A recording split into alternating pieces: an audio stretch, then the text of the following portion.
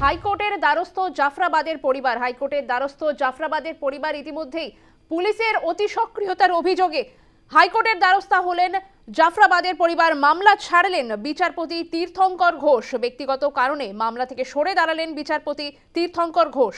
আদালতে পুলিশি নিরাপত্তার দাবি জানিয়ে তারা গিয়েছেন, পরিবার গিয়েছেন সেখানে। নিরাপত্তার দাবিতে সম্মতি দেননি বিচারপতি। ডিভিশন বেঞ্চে যাওয়ার পরামর্শ বিচারপতির।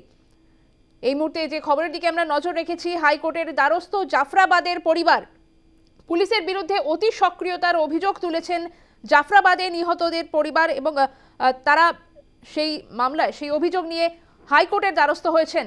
এখানেই জানিয়ে রাখবো, সেই মামলা থেকে সরে দাঁড়ালেন বিচারপতি তীর্থঙ্কর ঘোষ। ব্যক্তিগত কারণে মামলা থেকে সরে দাঁড়ালেন বিচারপতি।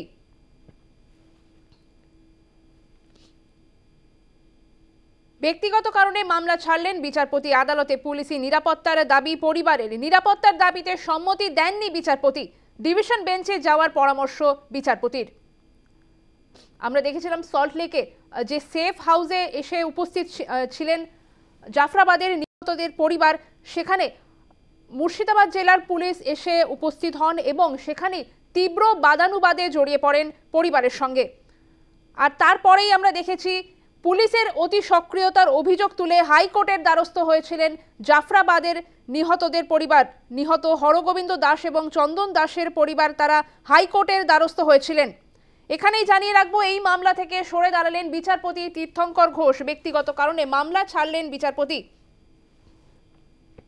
পাশাপাশি জানিয়ে রাখবো, আদালতে পুলিশি নিরাপত্তার দাবি তুলেছেন পরিবার। নিরাপত্তার দাবিতে সম্মতি দেননি বিচারপতি। ডিভিশন বেঞ্চে যাওয়ার পরামর্শ বিচারপতির।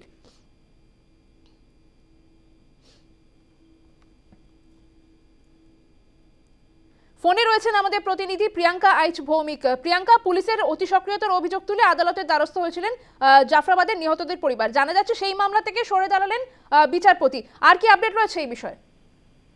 দেখো, ব্যক্তিগত কারণ দেখিয়ে কিন্তু বিচারপতি তীর্থঙ্কর ঘোষ তিনি এই মামলা থেকে সরে দাঁড়িয়েছেন এবং প্রধান বিচারপতি ঠিক করবেন এই মামলা কোন বিচারপতি শুনবেন। খুব শীঘ্রই সেই কোন বিচারপতির ঘরে এই মামলা যাবে সেটা জানতে পারা যাবে। আর তুমি জানো যে আজ সকালে নিহতদের পরিবারের তরফ থেকে আইনজীবী বিল্লদল ভট্টাচার্য বিচারপতি তীর্থঙ্কর ঘোষের দৃষ্টি আকর্ষণ করেছিলেন এই মামলা নিয়ে এবং সেখানে কলকাতা হাইকোর্টের ডিভিশন বেঞ্চে এই মামলা বিচারাধীন রয়েছে এমনটা জানানো হয় বিচারপতির তরফ থেকে। এবং সেখানে 15ই মে সেই মামলার শুনানি রয়েছে এই কথা বলে বিচারপতি এবং সেখানে দাঁড়িয়ে এই বিষয়টি উল্লেখ করার কথা জানিয়েছিলেন বিচারপতি তীর্থঙ্কর ঘোষ এবং সেখান থেকে আপাতত এই মামলা থেকে সরে দাঁড়িয়েছেন তীর্থঙ্কর ঘোষ এবং এই মামলাটি ব্যক্তিগত কারণ দেখিয়ে তিনি সরেছেন এবং খুব শীঘ্রই প্রধান বিচারপতির ঘরে এই মামলাটি উঠবে এবং সে কোন বিচারপতি শুনবে এই মামলা সেটা কিন্তু তখনই জানা যাবে।